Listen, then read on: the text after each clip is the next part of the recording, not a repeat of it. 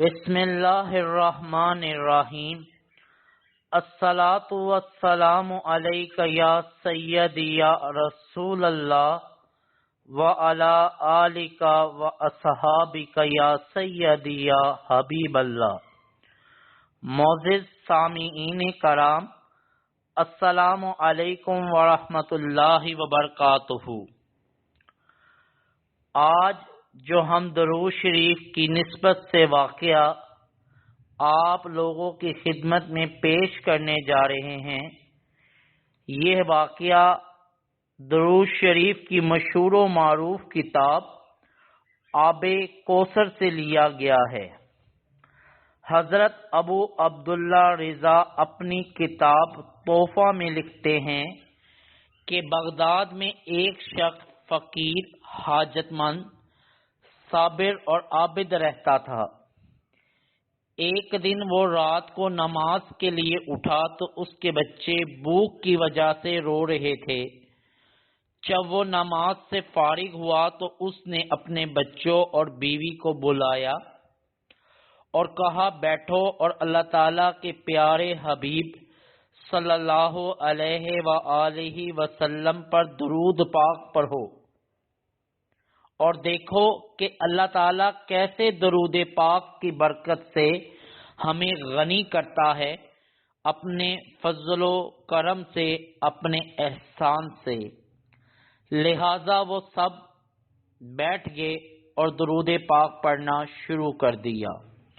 درود پاک پڑھتے پڑھتے بچے تو سو گئے اور اللہ تعالیٰ نے اس مرد صالح پر بھی نیند طاری کر دی۔ جب آنکھ سو گئی تو قسمت جاگ اٹھی اور وہ شاہ کونین صلی اللہ علیہ وآلہ وسلم کے دیدار کی دولت سے مشرف یاب ہوا۔ آقا دو جہاں صلی اللہ علیہ وآلہ وسلم نے اسے تسلی اور تشفی دی اور فرمایا، جب اللہ تعالیٰ کے حکم سے صبح ہوگی تو اے میرے پیارے امتی، تم فلاں مجوسی کے گھر جانا، اسے میرا سلام کہنا، نیز یہ کہنا تیرے حق میں جو دعا ہے وہ قبول ہو چکی ہے اور تجھے اللہ تعالیٰ کے رسول صلی اللہ علیہ وآلہ وسلم فرماتے ہیں کہ اللہ تعالیٰ کے دیے میں سے مجھے یعنی قاصد کو دے۔ یہ فرما کر رسول اکرم صلی اللہ علیہ وآلہ وسلم تشریف لے گئے۔ وہ مرد صالح بیدار ہوا تو خوشی کی انتہا کوئی نہ تھی، لیکن اس نے دل میں سوچا کہ جس نے خواب میں حضور صلی اللہ علیہ وآلہ وسلم کو دیکھا، اس نے حق دیکھا، اس نے حضور کو ہی دیکھا، کیوں نہ کہ شیطان تو رسول اللہ کی شکل میں نہیں آ سکتا نا؟ اور پھر یہ بھی محال ہے کہ حضور صلی اللہ علیہ وآلہ وسلم مجھے ایک آگ کے پجاری مجوسی کی طرف بھیجے اور پھر اس کو سلام بھی فرمائیں، یہ کیسے ہو سکتا ہے؟ وہ سو گیا۔ قسمت کا ستارہ پھر سے چمکا۔ پھر نبی کریم صلی اللہ علیہ وآلہ وسلم نے وہی حکم دیا۔ جب صبح ہوئی وہ مجوسی کے گھر پہنچ گیا۔ کیونکہ وہ مالدار تھا اس لیے تلاش کرنے میں کوئی دشواری نہ تھی۔ اس کا کاروبار بہت وسیع تھا۔ جب مجوسی کے سامنے ہوا تو چونکہ مجوسی کے کارندے کافی تھے تو اس نے اسے اجنبی دیکھ کر پوچھا، کیا آپ کو کوئی کام ہے؟ اس مرد صالح نے فرمایا، وہ میرے اور تیرے درمیان علیحدگی کی بات ہے۔ اس نے نوکر و غلاموں کو حکم دیا کہ وہ باہر چلے جائیں۔ جب تخلیہ ہو گیا سب چلے گئے تو مرد صالح نے اس مجوسی کو کہا کہ تجھے ہمارے نبی برحق صلی اللہ علیہ وآلہ وسلم نے سلام فرمایا ہے۔ یہ سن کے مجوسی نے سوال کیا، کون تمہارا نبی ہے؟ فرمایا، محمد صلی اللہ علیہ وآلہ وسلم۔ یہ سن کر مجوسی نے کہا، کیا آپ کو معلوم نہیں کہ میں مجوسی ہوں، ان کے لائے ہوئے دین کو نہیں مانتا؟ اس پر اس مرد صالح نے فرمایا، میں جانتا ہوں لیکن میں نے 2 بار حضور صلی اللہ علیہ وآلہ وسلم کو دیکھا ہے اور مجھے اسی بات کی انہوں نے تاکید فرمائی ہے۔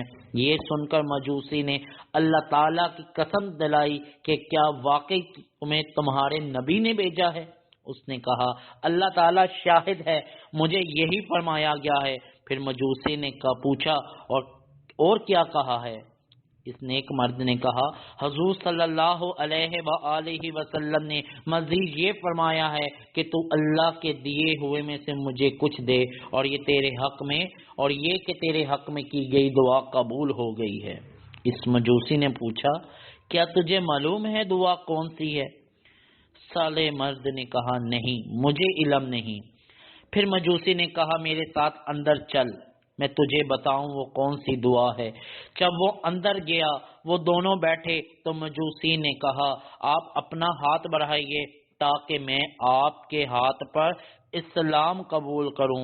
اس نے ہاتھ پکڑ کر کہا اشہد ان لا الہ الا اللہ و اشہد ان محمد الرسول اللہ صلی اللہ علیہ وآلہ وسلم۔ اسلام قبول کر لینے کے بعد اس نے اپنے ہم نشینوں کو، کرندوں کو بلایا اور کہا سن لو، میں گمراہی میں تھا، اللہ تعالیٰ نے مجھے ہدایت دی اور میں نے وہ ہدایت قبول کر لی اور میں نے تصدیق کی اور میں ایمان لایا ہوں اللہ تبارک و تعالیٰ پر اور اس کے پیارے نبی محمد مصطفیٰ صلی اللہ علیہ وآلہ وسلم پر، لہذا تم میں جو ایمان لے آئے گا تو اس کے پاس جو میرا مال ہے وہ اس پہ حلال ہے، اور جو ایمان نہ لائے وہ میرا مال ابھی واپس کر دے اور آئندہ وہ مجھے نہ دیکھے نہ میں اسے دیکھوں۔ تو چونکہ اس کے مال سے کافی مخلوق تجارت کرتی تھی، اس کے اعلان سے اکثر ان میں سے ایمان لائے آئے اور جو ایمان نہ لائے وہ اس کا مال واپس کر کے چلے گئے۔ پھر اس نے اپنے بیٹے کو بلایا اور کہا بیٹا میں نے اسلام قبول کر لیا، لہذا اگر تو بھی اسلام قبول کر لے تو میرا بیٹا ہے اور میں تیرا باپ ہوں، ورنہ نہ آج سے تو میرا بیٹا نہ میں تیرا باپ۔ یہ سن کر بیٹے نے کہا ابا جان، آپ نے جو راستہ اختیار کیا ہے نا، میں اس کی ہرگز مخالفت نہیں کروں گا۔ سن لیجئے اشہد ان لا الہ الا اللہ و اشہد ان محمد عبدہ و رسولہ صلی اللہ علیہ وآلہ وسلم۔ پھر اس نے اپنی بیٹی کو بلایا جو کہ اپنے ہی بھائی کے عقد میں تھی، شادی شدہ تھی، یہ مجوسیوں کے مذہب کے مطابق تھا۔ اس نے اپنی بیٹی سے بھی وہی کچھ کہا جو اس نے اپنے بیٹے سے کہا تھا۔ یہ سن کر بیٹی نے اسے کہا کہ مجھے قسم ہے خدا کی، میرا شادی کے دن سے آج تک اپنے بھائی سے قربت نہیں ہوئی، ملاپ نہیں ہوا، بلکہ مجھے اس سے سخت نفرت رہی۔ اور اس بیٹی نے کہا اشہد ان لا الہ الا اللہ و اشہد ان محمد الرسول اللہ صلی اللہ علیہ وآلہ وسلم۔ یہ داستان، یہ واقعہ سن کر باپ اور بیٹی اور بیٹے کا بیانات سن کر وہ باپ بہت خوش ہوا۔ پھر اس نے مرد صالحہ سے کہا کیا آپ چاہتے ہیں میں آپ کو وہ دعا بتاؤں جس کی بدولت خوشخبری آپ لائے ہیں؟ اور وہ کیا چیز ہے جس نے رسول اکرم نبی محترم حضرت محمد مصطفیٰ صلی اللہ علیہ وآلہ وسلم کو سے راضی کیا ہے؟ مرد صالحہ نے حیرانگی سے پوچھا اور کہا ہاں ضرور بتائیں۔ اس نے کہا جب میں نے اپنی بیٹی کی شادی اپنے بیٹے سے کی تو میں نے دعوت عام کی تھی، سب لوگوں نے کھانا کھایا، حتیٰ کہ کیا ہی شہری کیا ہی دیہاتی سب کھا گئے۔ جب سب کھا کر چلے گئے تو میں چونکہ تھک گیا تھا تو اپنی مکان کی چھت پر بستر لگوایا تاکہ آرام کروں۔ میرے پڑوس میں ایک سید زادی ہیں جو کہ سیدنا امام حسن رضی اللہ تعالی عنہ کی اولاد میں سے ہیں، اور اس کی چھوٹی چھوٹی بچیاں رہتی ہیں۔ جب میں اوپر لیٹا تو میں نے ایک صاحبزادی سے سنا، وہ اپنی والدہ محترمہ سے کہہ رہی تھی امی جان آپ نے دیکھا کہ ہمارے پڑوسی مجوسی نے کیا کیا ہے؟ ہمارا اس نے دل دکھایا ہے، سب کو کھلایا مگر ہمیں اس نے پوچھا تک نہیں ہے، اللہ تعالیٰ اسے ہماری طرف سے اچھی جزا نہ دے۔ جب میں نے اس شہزادی کی یہ بات سنی تو میرا دل پھٹ گیا اور مجھے سخت کوفت ہوئی۔ ہائے، میں نے ایسا کیوں کیا؟ میں جلدی سے نیچے اترا اور پوچھا کہ کتنی شہزادیاں ہیں، تو مجھے بتلایا گیا کہ 3 شہزادیاں ہیں اور ایک ان کی والدہ محترمہ ہیں۔ میں نے کھانا چنا اور 4 بہترین جوڑے کپڑوں کے لیے اور کچھ نقدی رکھ کر نوکرانی کے ہاتھ ان کے گھر بھیجا، اور خود میں دوبارہ مکان کی چھت پر چڑھ کر بیٹھ گیا۔ جب وہ چیزیں جو میں نے ان کے لیے بھیجی تھی ان کے ہاں پہنچی تو وہ بیٹیاں بہت خوش ہوئیں اور شہزادیوں نے کہا، امی جان، ہم کیسے یہ کھانا کھا لیں، حالانکہ بھیجنے والا مجوسی ہے۔ یہ سن کر ان شہزادیوں کی والدہ نے کہا، بیٹی، یہ اللہ تعالیٰ کا رزق ہے، اس نے بھیجا ہے۔ تو شہزادیوں نے کہا، ہمارا مطلب یہ نہیں، بلکہ ہمارا مطلب یہ ہے کہ ہم اس کھانے کو ہرگز کھا نہیں سکتی جب تک وہ مجوسی ہے۔ پہلے اس کے لیے اپنے نانا جان کی شفاعت سے اس کے مسلمان ہونے، اس کے جنتی ہونے کی اللہ تعالیٰ سے دعا کریں۔ ان شہزادیوں نے دعا کرنا شروع کی اور ان کی والدہ محترمہ ان کی دعا پہ آمین کہتی رہیں۔ لہٰذا یہ وہ دعا ہے جس کی قبولیت کی بشارت حبیب خدا صلی اللہ علیہ وآلہ وسلم نے تیرے ہاتھ بھیجی ہے، اور اب میں حضور صلی اللہ علیہ وآلہ وسلم کے حکم کی تعمیل یوں کرتا ہوں کہ جب میں نے اپنی بیٹی کی شادی اپنے بیٹے سے کی تھی تو میں نے ساری جائیداد میں سے نصف اس لڑکے لڑکی کو دی اور نصف میں نے رکھا تھا۔ اب چونکہ ہم سب مسلمان ہو گئے ہیں، اس مبارک اسلام نے دونوں بہن بھائیوں کے درمیان جدائی کر دی ہے، اب وہ مال جو میں نے ان کو دیا وہ آپ کا ہے، آپ لے جائیں۔ سبحان اللہ، کہہ دیں سبحان اللہ۔ اللہ تعالیٰ کے پیارے بندو، اللہ والو، کبھی غور کرنا کہ ہمارے پیارے نبی برحق حضرت محمد مصطفیٰ صلی اللہ علیہ وآلہ وسلم بے شک حاضر و ناظر نبی ہیں، امت کے والی ہیں، اپنی امت سے باخبر ہیں، ان کے حالات و واقعات جانتے ہیں، ہم سب کو دیکھ رہے ہیں، ہم سب کو سن رہے ہیں، ہم سب کے حالات سے باخبر ہیں۔ اللہ والو، دیکھو کہ کیسے ایک سید زادی کی دعا اس مجوسی کے حق میں قبول ہوئی اور کیسے وہ ایمان اس کو ملا اور کیسے اسے جنت دی گئی۔